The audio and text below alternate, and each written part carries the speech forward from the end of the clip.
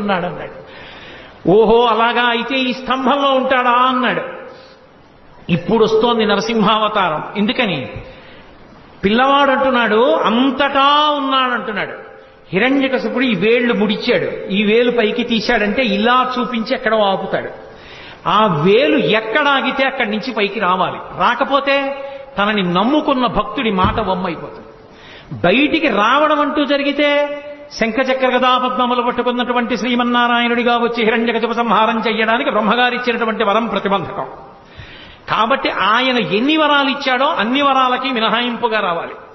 అన్ని వరాలకి మినహాయింపుగా రావడానికి ఎక్కడి నుంచి రావాలో తన చేతిలో లేదు. హిరణ్యకశిపుడి వేలు ఎక్కడాగితే అక్కడి నుంచి బయటికి రావాలి. హరి సర్వాకృతులంకలండనచు ప్రహ్లాదుండు భాషింప, సత్తరుడై ఎందును లేడు లేడనుచు దైత్యుండు తర్జింప, శ్రీనరసింహకృతి దాల్చనచ్యుతుడు నానాజంగమ స్థావరోత్కర గర్భంబుల అన్ని దేశములను దండ ప్రభావంబునన్ అన్నారు పోతన గారు. ఈ బ్రహ్మాండమంతా ఒక నారసింహం అయిపోయింది, అన్నిటిలోకి చేరిపోయింది విష్ణుతత్వం నరసింహావతారంగా. ఎక్కడ వేలాగితే అక్కడి నుంచి బయటికి రావాలి. అన్నిటా నిండిపోయింది. అసలు ఆ నారసింహ తత్వం ఎలా ఉంటుందో అప్పుడు మీరు ఊహించండి. హిరణ్యకశిపుడు ఇలా వేలు తిప్పుతూ స్తంభాన్ని చూపించాడు. ఇందులో ఉన్నాడా అన్నాడు. మళ్ళీ అదే మాట అడగద్దు.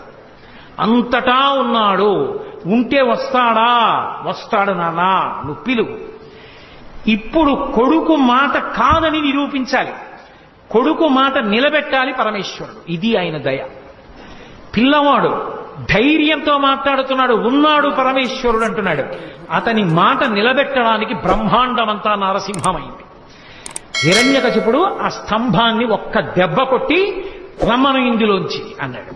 అలా అనడం ఏమిటి? పెటపెట చటచట చప్పుళ్ళొచ్చి ఆ స్తంభం బద్దలైపోయింది.